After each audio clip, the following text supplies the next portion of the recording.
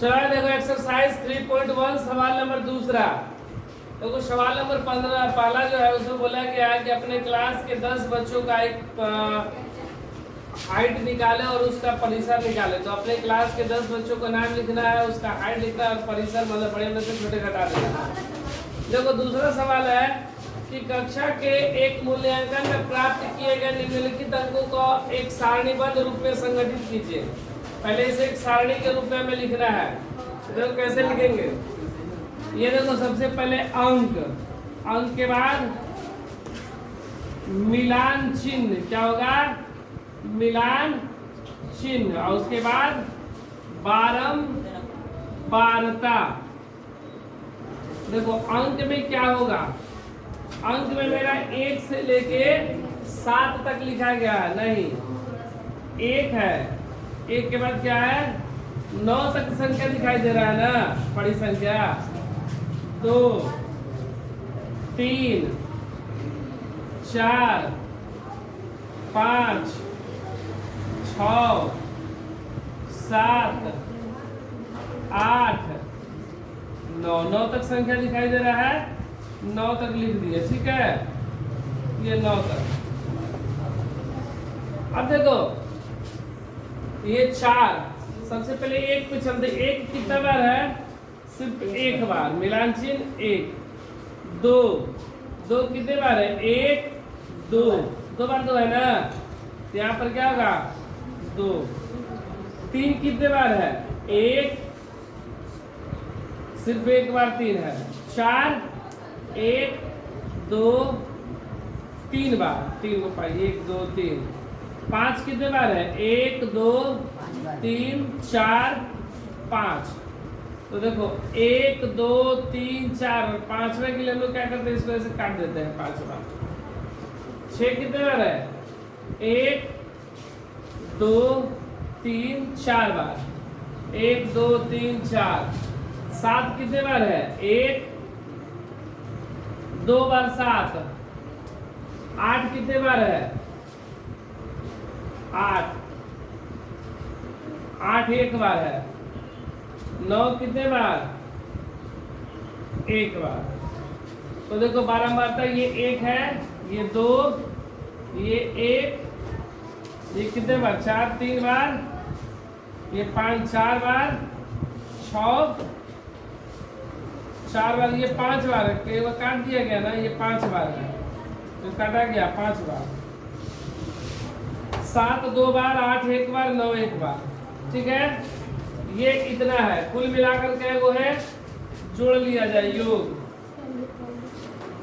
सबको जोड़ लेते हैं। देखो 2 1 3 4 3 7 5 12 12 4 16 17 18 19 20, क्या है 20।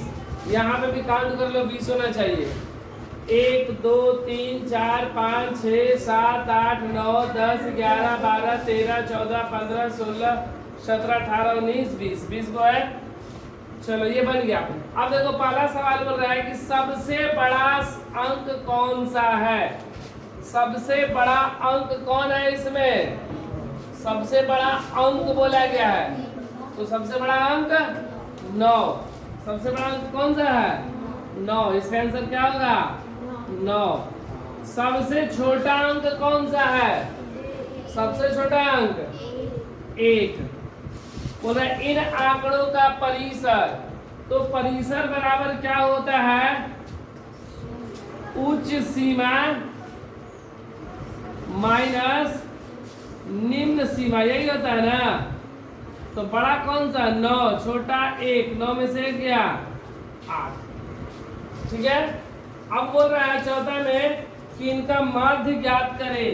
तो देखो माध्य बराबर सूत्र क्या होता है, माध्य बराबर सूत्र होता है सभी प्रेक्षणों का योग, सभी प्रेक्षणों का योग बटा में प्रेक्षणों की संख्या,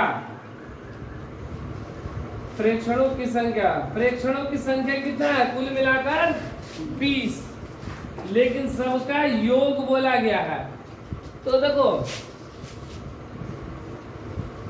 बारंबारता को हम लोग एफ बोलते हैं, फ्रीक्वेंसी, ठीक है।